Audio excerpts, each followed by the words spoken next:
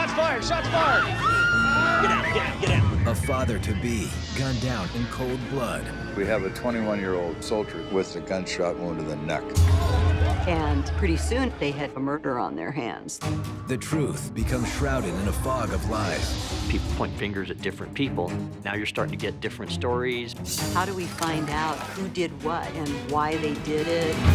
To unravel this mystery, Lieutenant Joe Kenda must infiltrate a revered institution and uncover a deadly rivalry. You're talking about people who routinely carry weapons. They understand what guns do. They kill people.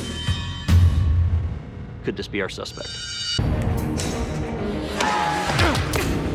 Well, come on down. You're the next contestant on This Murder Is Right.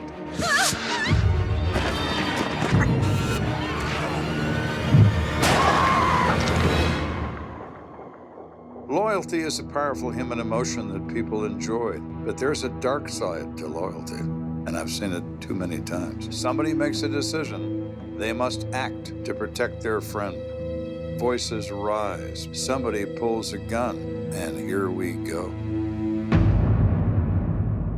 There's one thing that never changes: murder. A life has been taken. Their stories are now my stories. I'm Lieutenant Joe Kenda. I've solved nearly 400 homicides. Somebody has to take control. Somebody has to look out for the victim.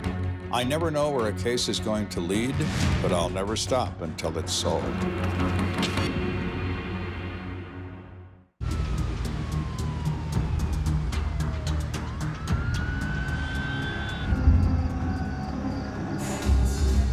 It's another busy night at the La Jazz Affair nightclub in Colorado Springs. Right there, man. The Jazz Affair was a pretty popular place. A lot of people live in that neighborhood that are in the military. They seem to always have a big crowd. You know, it was always hopping. The La Jazz Affair nightclub was well known in the community as being a place where a lot of soldiers would be coming in and out. In the military, having hard weeks or hard times or deadlines, everybody needs to let off some steam. It was a great place to go. La Jazz, it was not a dangerous area at all. Actually, to be honest, it was probably one of the more safer clubs in Colorado Springs at that time. Most of the time, we would leave just straight from Fort Carson and just go straight to the club. We had fun on the weekends, and you know, we always looked out for each other. But for everyone at the club, the fun night out is about to turn ugly.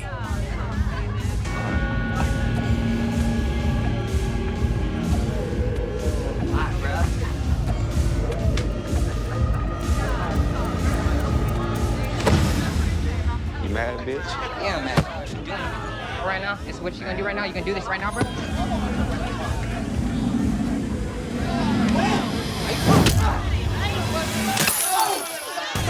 Are you kidding?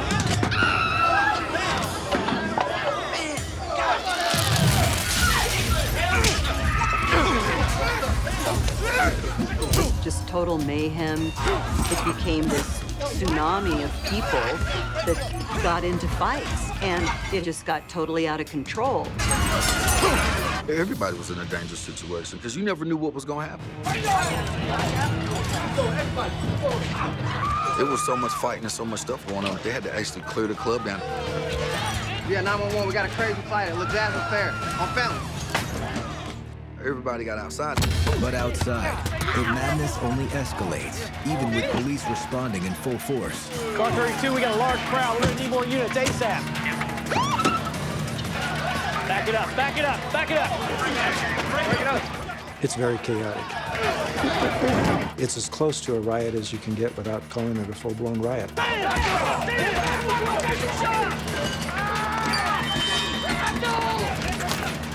got one down. I need an ambulance. Get him here quick. I've got one victim down. And then, the chaos takes a deadly turn. Calm down. Calm down. It's all right. Calm down. Shots fired! Shots fired! Shots fired! Shots fired! Get out! Get out! Get out!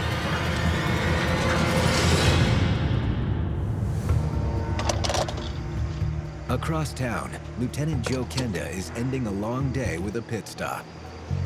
It was 10:30 at night, and I was really tired. My car needed gas, and all I wanted to do was go home. Dispatch to Kenda.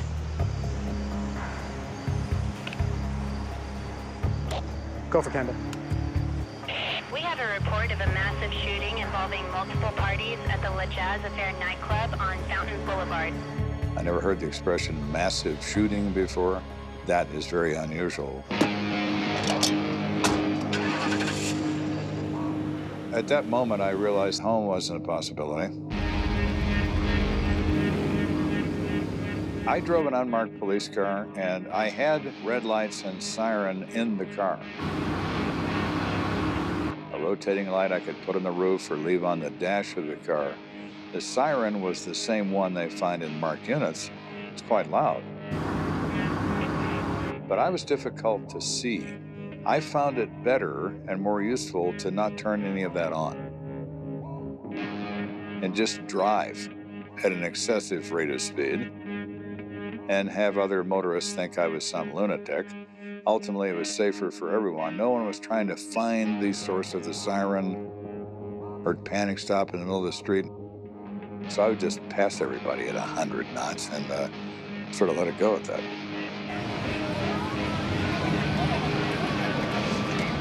When I pull up, there was a crowd full of alcohol and rage with the police in between them. That never happens. When police cars arrive, most crowds tend to decide it's time to go home. Lieutenant, Where's our shooter at? we don't have him yet. In fact, we think there might have been more than one person shooting. My eyes were all over that lot. I'm looking for somebody with a gun. My weapon is not drawn, my coat's pulled back, because I'm expecting this could really even get uglier than it already is. Anyone injured? Yes, sir. Excuse us. First one to get hurt was soldier Tyon Fleet. Not gunshot, though. First person we learn of that's been hurt is Tyon Fleet. According to eyewitnesses, at some point during the melee, Tyon was knocked to the ground. While I was on the ground, they just stomped me, kicked me, and I was unconscious. So I was unresponsive. It's just horrible. He's in bad shape. EMT said he would survive. They took him to the hospital. Do we know who's responsible? Well, not at this point, but that's not the worst we've got. We've got a shooting victim. An officer reports he was with the victim just seconds after that shot was fired. God, did you see that? Holy... He took a couple steps and he started spitting blood.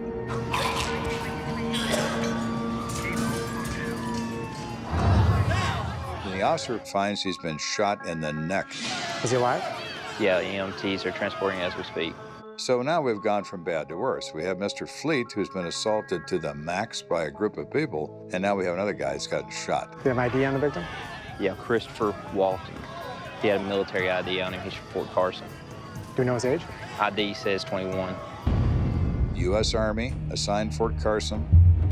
Chris and myself was in the same battalion, and the guy's like the best friend I've had in a long time. You can count on him and depend on him, definitely.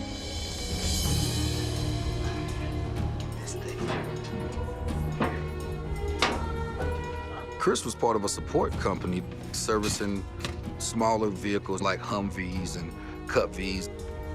Chris seemed to be most happy when he was dirty working on vehicles. If he had coveralls on and had grease on them,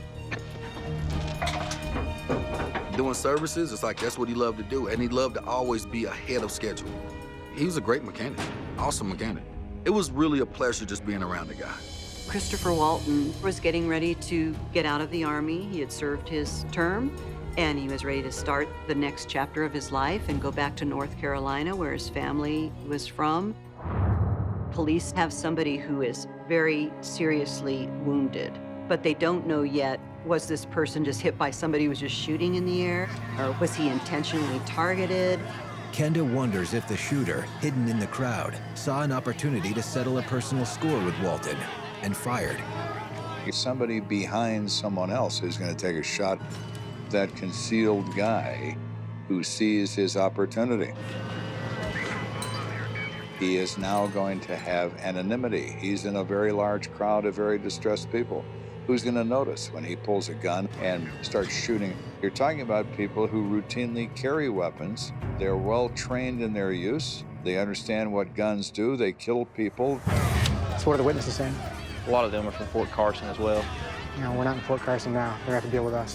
Fort Carson, Colorado, has as many as 30,000 members of the United States Army stationed there and 15,000 civilian employees. It is a city unto itself. But since the shooting of Christopher Walton occurred off base, the crime is part of Kenda's jurisdiction. Where the victims go down? First one was a beating victim, Tyon Fleet. He went down right over here. Mr. Fleet had been assaulted while he is prone. Looks like Mr. Fleet took a pretty serious beating. Yes, sir. There were 3 or 4 on him just laying into him when we got here. This is the worst kind of assault. No one really wants to stop. Everybody has to get in there and blow, beating somebody to a bloody pulp, which is exactly what they've done to Mr. Fleet. So what about our shooting victim? Found him right over here. On the other side of the parking lot is a second pool of blood where Walton fell.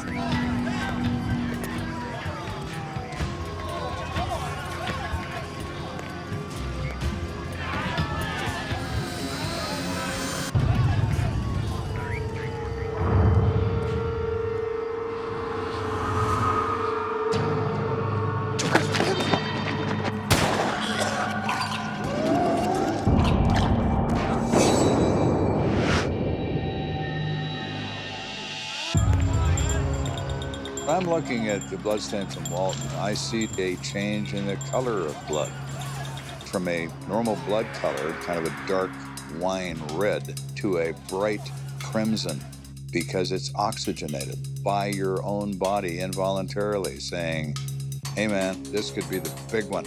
We're really in trouble here. Doesn't look good for Mr. Walton. I think he is going to die. Walton is shot in the neck. There's too many things in your neck, most importantly, carotid arteries. There's too many ways you can bleed out, too many things that can reach your spinal cord and turn your lights out. Not far from the bloodstains, Kenda discovers multiple bullet casings. Make sure CSI collects those up. 10-4. Shell casings recovered at the scene included 25 caliber, 9mm, and 45 caliber, all handgun rounds. We're hopeful we can link one of them to a weapon that shot Mr. Walton. To do that, we have to know what Mr. Walton was shot with, and we have no information about that, at least not yet. Is there a witness you want to talk to first? Lord knows we got enough of them. It is actually more helpful to have fewer or no witnesses than it is to have 3 busloads of them. Which one of these 200 and some odd folks might actually tell you just a smidgen of truth? All right, who do you think we should talk to first? So here we are, and I'm trying to make some sense of all this, and I see a security guard yelling, hey guys, I need some help over here now. You got a man with a gun. Come on. What's going on? We arrived to the scene and saw a La Jeza Fair security guard having a gentleman at a search position. I just grabbed this guy. Said his name was Dennis Pryor. He had that gun right there. There's a 9mm semi-automatic pistol laying on the ground. Well, now, one of our expended casings are 9mm. I ain't do nothing. Did they come from that gun? Did he put one of them in Christopher Walton's neck? Well, I don't know. But I know something I didn't know 2 minutes ago. This could be the key to my padlock.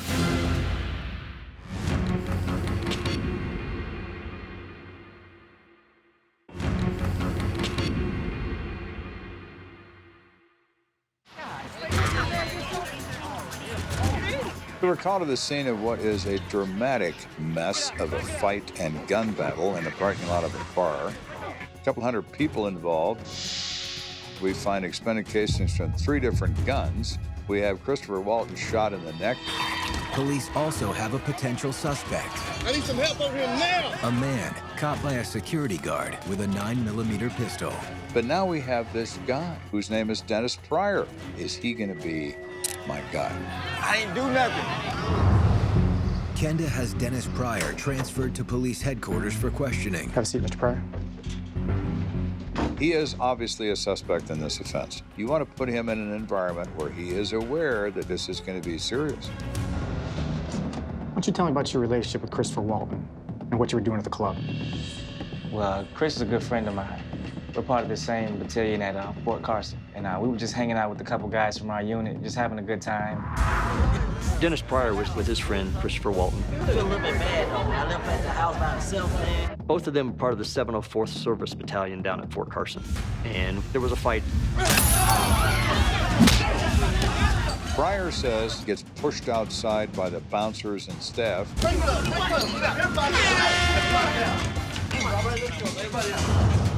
Chris was standing beside me, and we pushed through the crowd the best way we could, but once we got outside, man, that's when it got really crazy.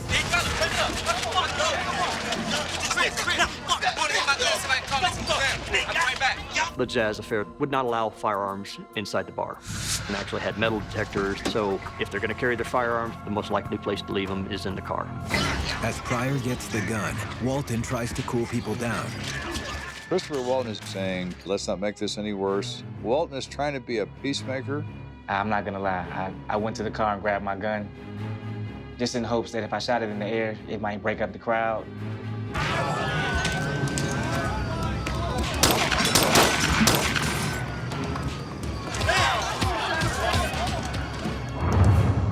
Unfortunately, man, it did nothing to disperse those idiots. I started to go back over there, but as I looked, Walton had got shot before I could make it. Did you see who shot him? I couldn't tell exactly. It was kind of dark. He was surrounded by a group of guys. Pryor sees like 3 or 4 guys. They are fairly close to Walton, and he sees a gun come up in that group. A shot is fired. There are people responsible, he says, run off into the night. Did you see where they went? What kind of car they got into? I couldn't tell you exactly where they went, but I did happen to see like a flash from a silver gun. And all of a sudden, Chris was just stumbling around. Knowing the culture of the military as I do, what Pryor says makes perfect sense. His demeanor and his attitude and his willingness to admit to gunfire emanating from him all are indicative to me that he is truthful. The trouble is he can't provide us with much in terms of who is responsible for this. But Kenda has gained something valuable. He's confident the 9mm shells found near the shooting are likely from Pryor's gun. So we've eliminated one set of expended casings that we've discovered. Now we're down to 2 kinds, 45 or 25. To find out which caliber gun was used to shoot Christopher Walton, Kenda needs to examine the slug that hit him. But according to the attending doctor, that's easier said than done. What can I do for you, Joe? What's the word on the victim, Mr. Walton? I'm afraid not very good. He's still unconscious, and the slug was too dangerous to remove.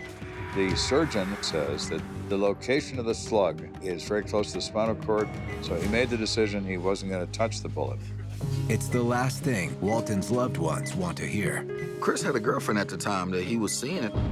She was pregnant. Chris was excited about being a dad. I mean, come on, a guy with that temperament and that great personality, he was one of those guys where you know that him being a father or being a husband, he would do the right thing. He was that guy. Unable to examine the bullet directly, Kenda and his men opt for another approach. Is this our gun? Yes. We had the opportunity to look at the x-rays that were taken of the victim. Looks as if it may be a 25. What do you think? Yeah, it looks too small to be a 45. It's hard to be certain, though. We're going to have to wait until hopefully the doctor could extract the bullet from the victim. Is that it? Actually, what's the status on the assault victim? Tyon Fleet? Yeah, is he available to talk? Yes, he's doing better if you want to see him. We don't know what Fleet knows. He is the first person to be assaulted. Victim 0. There has to be a reason for that. He could know everything we need to know. But why did it start and who finished it by putting a bullet in Christopher Walton?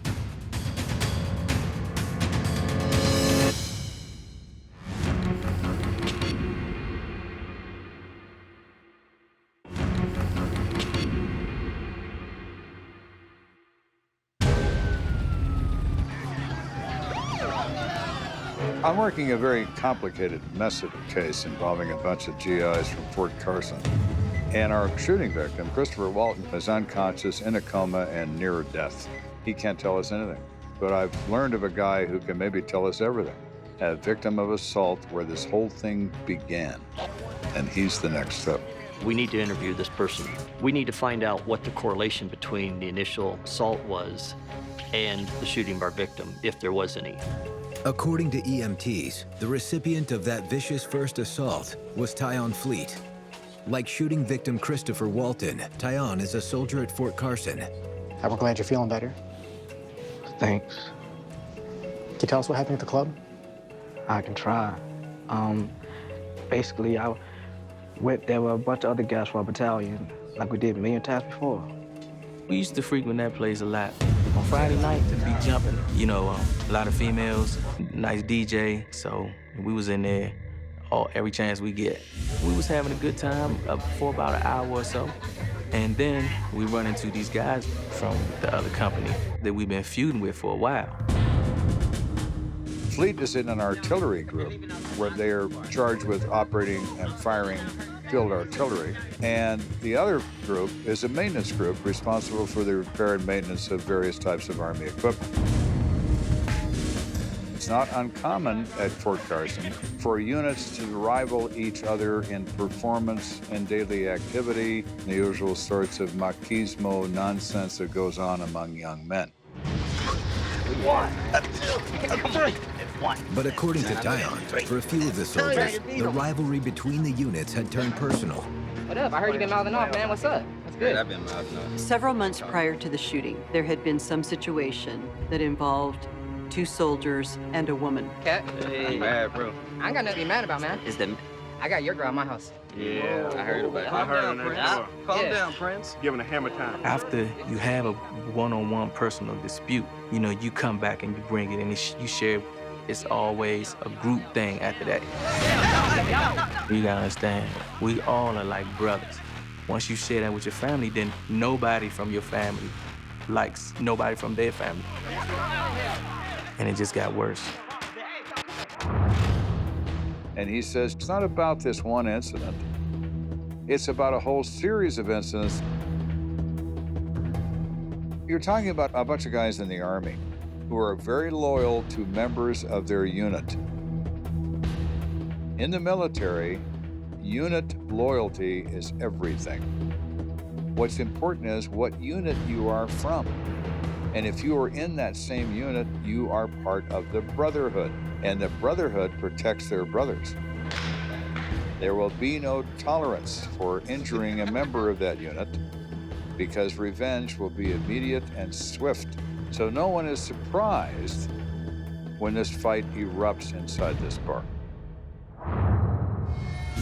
Tyon says, on the night of the shooting, the music, the women, and the free-flowing alcohol at Le Jazz Affair provided the necessary spark to turn this long-simmering feud into a full-blown brawl. It just explodes into something out of control. We throwing chairs, bottles. It's just OK Corral in there. I remember going out the door behind my buddy with my hand on his shoulder. From what they told me, I got hit in the head. I was down. They was kicking me, stomping me. The whole side of my face was just scarred up, you know. It was really bad. I don't really remember much else after that. You didn't actually see Walton get shot?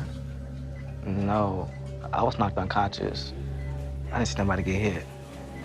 While Tyon Fleet offers up little additional information about the shooting, he has supplied Kenda with one important piece of the puzzle, a possible motive. Fleet has provided something I didn't know. Maintenance hates artillery and vice versa. Christopher Walton, he's in maintenance and not in the other. Somebody in artillery is probably a man with a gun. All right, well, thanks for the info.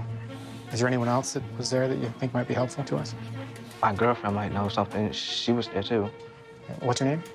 Margie Adams. She wasn't involved directly into any fights or anything. You know, they just came to have a good time, and I guess we messed that up. The next day, Kenda arranges a meeting with Margie Adams at a local coffee shop. Thank you for meeting with me. So what can you tell me about what happened at the club last night? Well, all hell broke loose in the club last night. And these guys just started grabbing Tyon and beating him and kicking him, and it was terrifying. Margie tells me she becomes really frightened. She runs to get away from the gunfire. Did you happen to see who had the gun or anyone get shot? No, but I heard about it. What do you mean? When I left the parking lot, I hid in an alley down the street, and these girls showed up. That was crazy. Oh my gosh, that was so scary. Did you hear that Derek busted a cap in somebody's ass? And that's a street expression. Busting a cap means firing a shot. A percussion cap on a round is what they're referring to, and the firing pin strikes it, causing the bullet to discharge from the barrel. You bust a cap. You said Derek busted a cap. Yeah. Who's Derek? Derek Mosley. I don't know much about him, except that he's in the Army. She named somebody. Thank you. A name we haven't heard. Who is Derek Mosley, and what does he have to do, if anything, with this event? To find answers, Kenda heads back to the station to call the Army's Criminal Investigation Division. But as he walks in, he's hit with some terrible news. Lieutenant, just got word from the hospital Walton didn't make it. When? Less than an hour. It was shocking.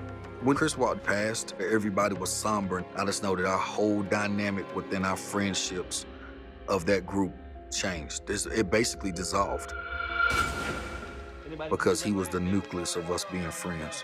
He was that important in the dynamic. Someone like him does not come along every day. This is a soldier who goes out to a bar to have a good time. Things get out of hand, guns come out, and his life is wasted. It's very tragic when you see somebody lose their life over something so trivial. With Walton's death, the coroner can finally remove the slug that killed him, giving Kenda one last vital bit of evidence. When we finally get our hands on the fatal bullet, it is in fact fired from a .25 caliber semi-automatic pistol. The critical question is who among Fleet's artillery unit carries a .25 automatic, and was he there that night? Hoping that Derek Mosley might just be that guy, Kenda finally makes a call to Fort Carson, where Mosley is stationed. Yes, hello, this is Lieutenant Kenda, Colorado Springs Police Department. The Army has a Criminal Investigation Division, CID, which basically handles serious crime committed on the post or by active service members. I need to speak to a Derek Mosley in connection with the shooting in Colorado Springs. If we need an individual who's in the U.S. Army, they will produce him and physically provide him to us. An hour later, Derek Mosley is standing in our office. If you have a seat right there, sir. So Derek Mosley, he's supporting himself on a cane. Interesting, he's a young guy. You know, why do you have a cane? I'm Lieutenant Kenda. Oh, nice to meet you, sir. Mind if I ask what happened to your leg? Got in a bit of a scuffle. A scuffle? Well, the maintenance unit and the artillery unit really don't get along that well. Let's just say my leg got caught in the middle. In my head, I'm thinking, now, Derek, that's an excellent reason to want to kill somebody. I'm liking your bad leg. What if the Army decides he's medically unable to continue as an active duty soldier, and they're going to give him a medical discharge? This could be not just messing with pain and suffering, it could be messing with his career. If he likes the Army, and he says he does, what if this feud takes the Army away from him? Now that is one hell of a motive. Tell me a little bit about your Army life. What do you do? I've been enlisted for a couple of years now, and I work mainly with the maintenance unit. I mean, that's pretty much it. Christopher Walton's unit? Yes, sir. If we're right about this feud, he's not going to kill one of his own. His leg was broken by a member of the artillery unit. Walton is a member of his unit, the maintenance company. He would protect him, not hurt him. Kenda realizes that what Margie Adams heard in the alleyway about Derek is nothing more than a rumor. Rumors like that can take weeks away from an investigation. You chase and you chase and you chase, and it evaporates into thin air. When I saw him get shot, it was literally the worst day of my life. So you were at the club? Yes, sir. Did you see who shot him? Yes, there was a soldier.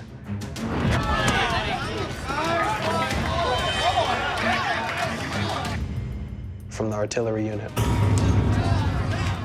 He had a small silver gun. Oh, really? Well now, Derek, you're getting more fun by the minute.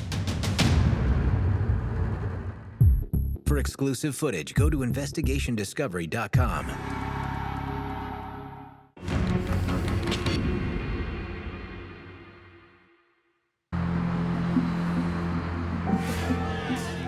We have a 21-year-old soldier who's been shot to death in a parking lot as a result of a unit feud between two different units.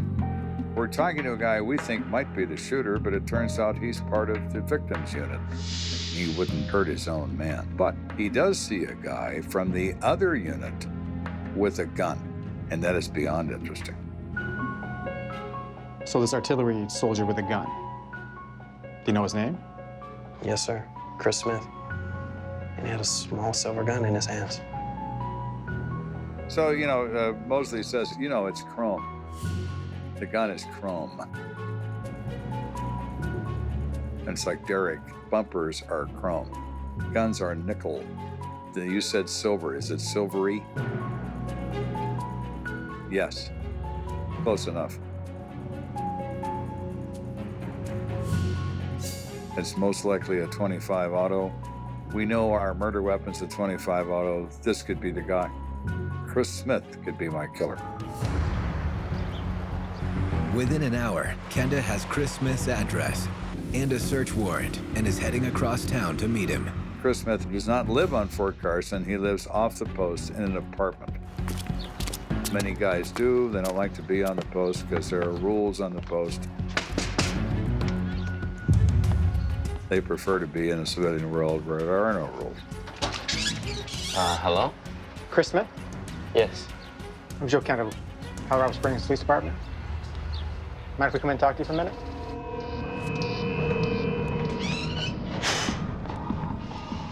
We say, were you at the La Jazz affair when the big fight and shooting happened? Yes, I was there. Okay, so you were there. You understand you had a gun in your possession? What? No. I don't have a gun here. I don't even own a gun. So you're saying there's no gun in this house? All right, good. Why don't you sit tight with my detective while I use the search warrant to confirm that you're telling me the truth? You wouldn't lie to me now, would you, Chris? No. No, sir. Human beings are so predictable from my perspective.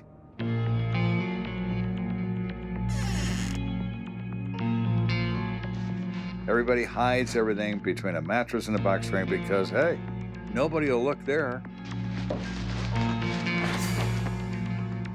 Wrong.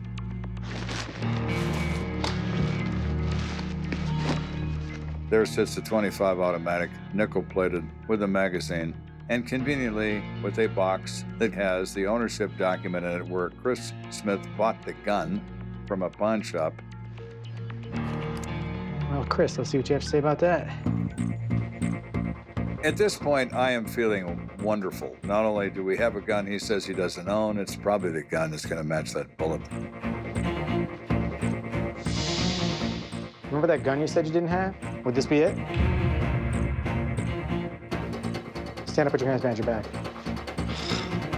You're under arrest for first-degree murder.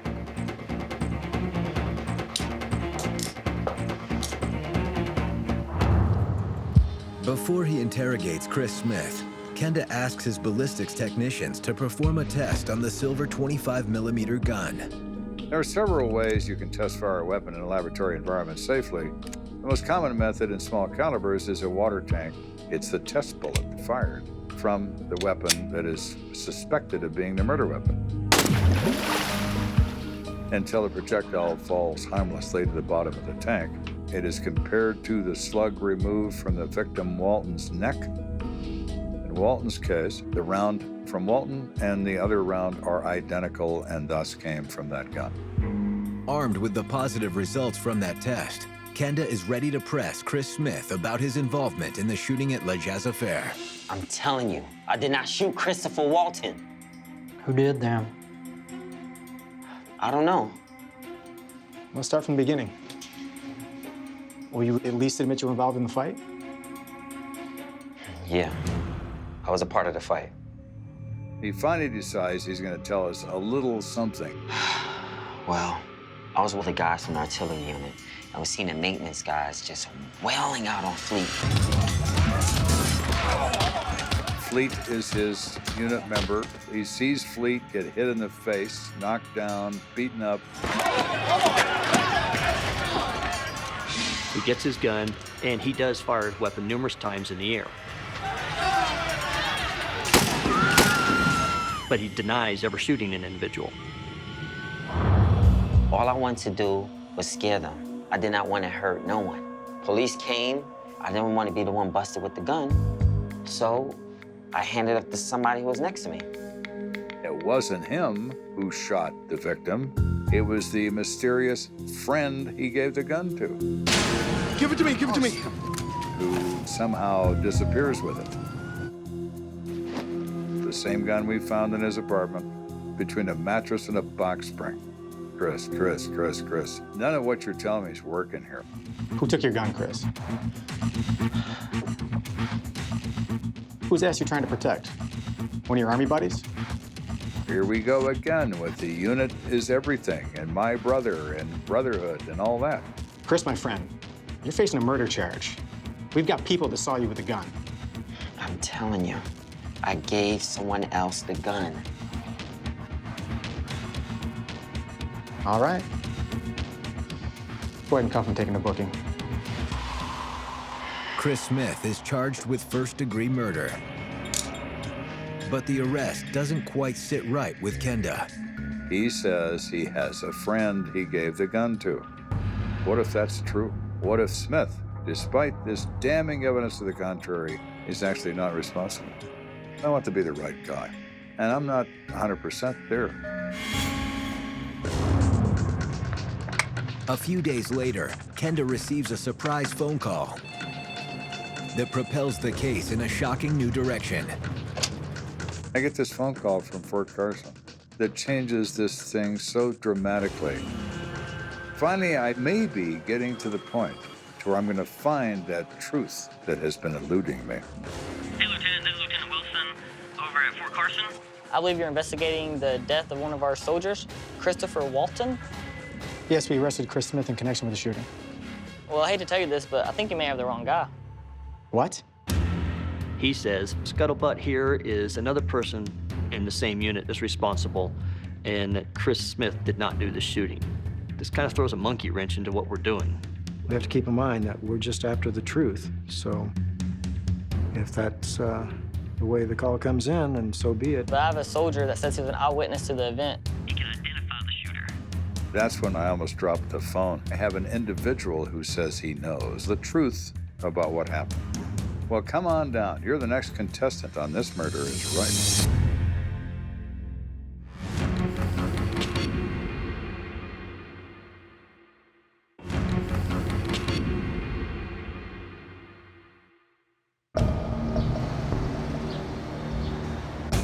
So we're now getting down to brass tacks. We're down to a guy we have by the throat.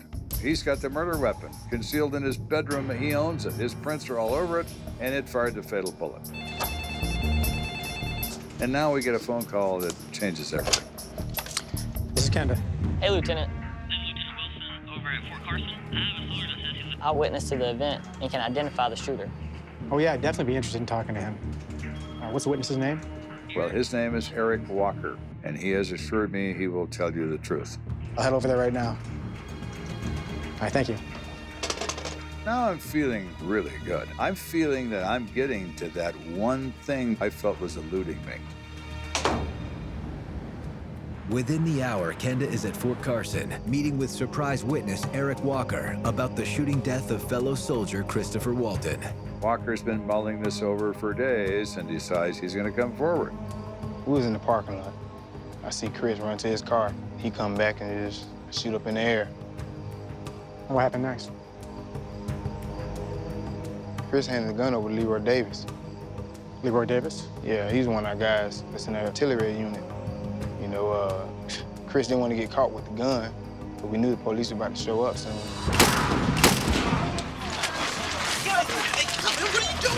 I don't know, man. I don't want to get caught with this. Give it to me, give it to me, give it to me. What the hell are you doing with that, man?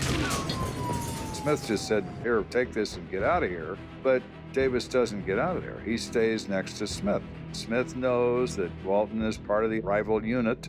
Stand down, so. Yo, chill, man. I think Davis saw him hurt his friend. On the spur of the moment, unit loyalty, emotion overcomes judgment. Davis raises the gun and levels it at Walton. Don't be running up on me. I hear this sound, it sounds like a ricochet. It sounds like something's hitting the wall. And then by the time I turn, you know, to see what's going on, I see him grabbing his neck. When he was shot, his first reaction was basically to cover up the wound. It was a shock thing. I didn't know what had happened myself until he moved his hand down and I saw blood. What the hell are you doing? Oh my God, let me get your ass up, man. Come on. Come on. Stupid, man, come on. Walker comes across as being completely truthful. He comes across as somebody who's tired of holding information.